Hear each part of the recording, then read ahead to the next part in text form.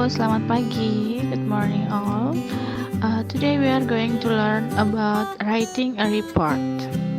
Writing a report, kalian tahu ya, artinya menulis sebuah laporan. Writing a report.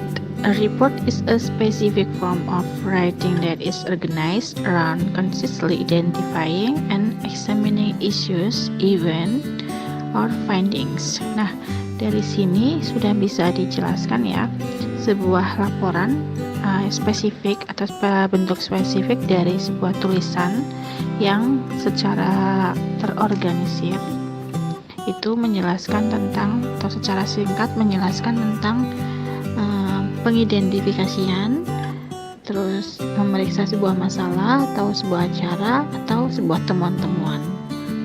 Report can be delivered verbally and also in written document. Jadi sebuah report atau laporan itu bisa disampaikan secara verbal atau secara langsung gitu ya, dan juga bisa dilaporkan secara tertulis, yaitu melalui sebuah dokumen.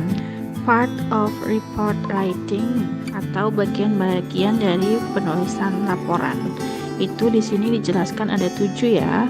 Yang pertama itu title atau judul. Yang kedua introduction, perkenalan ya. Di situ dijelaskan tentang perkenalan dari awal tentang apa gitu ya. Yang ketiga adalah methodology, yaitu metodologinya. Itu menggunakan metodologi apa? Findings. Nah, dijelaskan itu temuan-temuannya itu di situ apa gitu. Yang kelima adalah conclusion atau kesimpulan. Yang keenam references atau referensinya itu dari mana. Yang ketujuh yaitu appendices ya, atau lampiran-lampirannya. Yang pertama saya akan jelaskan about title. Title itu adalah judul. Jadi the name of the report, judul dari laporan itu sendiri. Contohnya di situ adalah filling the document in Nusa Metal Company. Yang kedua yaitu tentang introduction ya. It sets out the aim and objectives, terms and definition ya.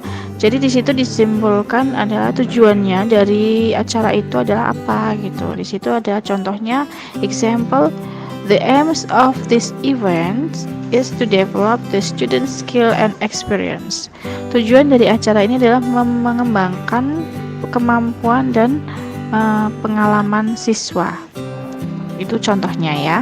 Yang ketiga adalah methodology. It states the methodology and research method done by the writer in doing the report.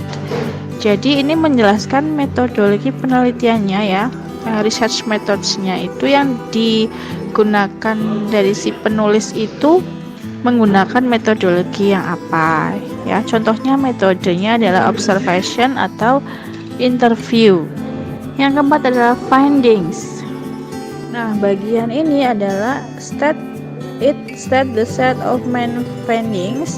This part should be the clearest part. Itu jadi bagian-bagian ini yang seharusnya itu menjadi bagian yang paling penting, karena ini adalah isinya ya, isi dari sebuah report itu. Jadi menjelaskan tentang reportnya sendiri. Nah, yang kelima adalah conclusion. It is the summary of the report. In the conclusion, you should show the overall significance of what has been covered. Conclusion itu kayak kesimpulan ya, kesimpulan dari laporannya. Jadi laporan itu kesimpulannya apa? Kamu harus show the overall semua dari yang sudah dilaporkan itu disimpulkan. Yang keenam adalah references. This section consists of lists such as book, journal, newspaper, and any other source that compile the report. Jadi kalau yang referensi ya, ini referensinya itu apa aja ya. Jadi referensinya itu bisa dari buku, dari jurnal, bisa dari koran, atau yang sumber-sumber yang lain boleh. Nah, yang ketujuh adalah appendices atau lampiran. Dari ini adalah isinya adalah supplements or complements the information in the report. Jadi contohnya ada brosur, spreadsheet, atau large table ya. Nah, untuk language feature dari report writing sendiri itu bisa menggunakan simple present tense dan juga menggunakan simple past tense. Jadi bisa mix ya, disesuaikan dengan eventnya itu.